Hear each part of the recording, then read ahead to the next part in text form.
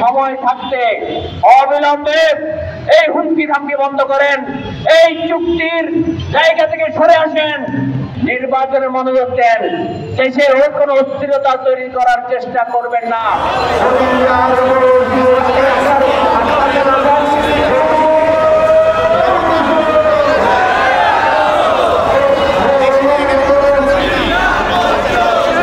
বন্দর নিয়ে সরকার তার মেয়াদ শেষ হওয়ার আগ মুহূর্তে কিছু চুক্তি করছে, অথচ আমরা জানি এই সরকার একটি অভ্যুত্থানের মধ্য দিয়ে জনগণকে সাথে নিয়ে তিনটি কাজ করার জন্য ক্ষমতায় এসেছিল।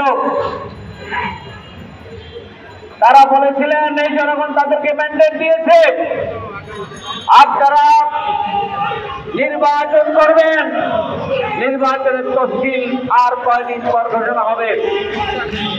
এই জনগণ তাদেরকে ম্যান্ডেট দিয়েছিল, বিচার করবেন। এই দেশের কোন স্টেক হোল্ডার জনগণের কোন প্রতিনিধিদের সাথে তারা কোনো বসে নাই, আলাপ করে নাই, চুক্তি নিয়ে কথা বলে নাই। তাহলে আমরা কিভাবে বুঝবো আপনারা জনগণের স্বার্থে কাজ করছেন? এমনকি এই চুক্তিতে কি হবে সেটাও আপনারা গোপন করছেন।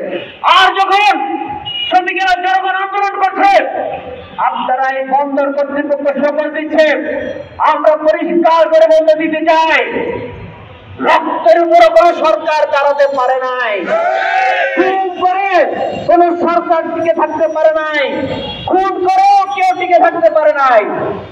আর বন্দরের শ্রমিকদেরকে হুমকি দিবেন, চাকরিচ্যুত করবেন, গ্রেপ্তারের ভয় দেখাবেন, এইটা করে আন্দোলনের গায়ে, আন্দোলনের আগুনে যদি ঘি ঢালেন, তার পরিণতি এই দেশে বারে বারে হয়েছে।